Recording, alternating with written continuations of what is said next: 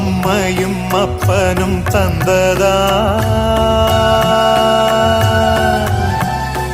இல்லை ஆதியின் வல்வினை சூழ்ந்ததா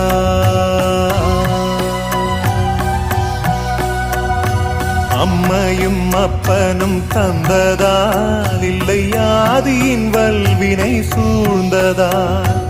இம்மையை நான் அறியாததா